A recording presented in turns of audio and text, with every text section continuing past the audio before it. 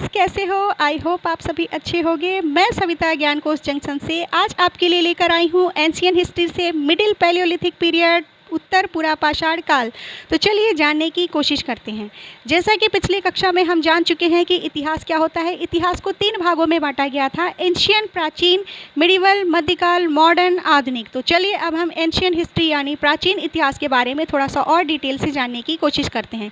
Ancient history को 3 भागों में बांटा गया, प्री हिस्ट्री प्रागैतिहासिक काल जिसका कोई लिखित विवरण नहीं मिला है, प्रो हिस्ट्री आद्य इतिहास जिसका लिखित विवरण तो मिला परंतु आज तक उसे पढ़ा नहीं जा सका, हिस्ट्री जिसे हम इतिहास कहते हैं जिसका लिखित प्रमाण मिला और उसे पढ़ा भी गया है। तो चलिए अब हम प्री हिस्ट्री प्रागैतिहासिक काल के बारे में जानते हैं कि उसको कितने भागों में बांटा गया है।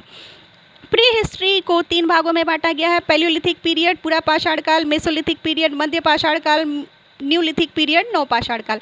पैलियोलिथिक पीरियड पुरा पाषाण काल को भी 3 भागों में बांटा गया है, लोअर पैलियोलिथिक पीरियड, निम्न पुरा पाषाण काल, मिडिल पैलियोलिथिक पीरियड, निम्न मध्य पुरा पाषाण काल, अपर पैलियोलिथिक पीरियड, उत्तर पुरा पाषाण काल। तो चलिए लोअर पैलियोलिथिक पीरियड निम्न पुरा पाषाण काल के समय को जानते हैं। इसका समय 5 लाख से 1 लाख ईसा पूर्व का माना जाता है। इस युग में जलवायु बहुत ठंडी थी, इसलिए इसे आइस एज कहा जाता था।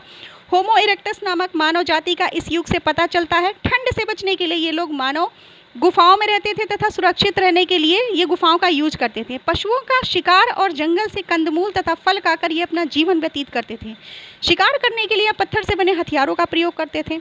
तो अब चलिए आइए आगे जानते हैं मिडिल पैलियोलिथिक पीरियड मध्य पुरा पाषाण काल के बारे में। मध्य पुरा पाषाण काल का समय 1 लाख से 50,000 ईसा पूर्व का माना जाता है। इस काल की जलवायु भी बहुत ठंडी थी, इसलिए इसे भी आइस एज के नाम से ही जाना जाता है। इस युग से हमें नियंडर नामक मानव जाति का पता चलता है। इस युग में ठंड से बचने के लिए ये लोग गुफाओं तथा नदी घाटियों के आसपास रहते थे। नदी घाटियों के पास इसलिए क्योंकि सहजता से जल तथा फल फूल और शिकार करने के लिए पशु मिल जाते थे।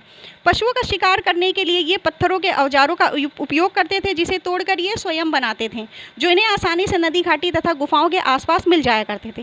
अब इन्होंने पत्थरों से आग जलाना भी सीख लिया जिसका प्रयोग ये प्रकाश, खाना बनाने तथा अपनी सुरक्षा के लिए करते थे। मध्य पुरा पाषाण काल के अवशेषों के औजारों में ब्लेड तथा स्क्रपर, पॉइंट एक्सेट्रा जो हैं औजार हमें प्राप्त हुए हैं। अब इन्होंने चित्रकला शैली का भी विकास कर लिया था जिसका पता हमें राजस्थान के डिडवाना, मध्य प्रदेश के समनापुर, नर्मदा घाटी, सोन नदी घाटी तथा मध्य प्रदेश के भीमबेटका के पत्थरों पर मिले अवशेषों से पता चलता है कि इन्होंने चारकोल तथा गेरू का प्रयोग चित्रकला के लिए किया है। ऐसी ही रोचक जानकारियाँ हमारे अतीत की प्राप्त करने के लिए हमारे चैनल को लाइक एंड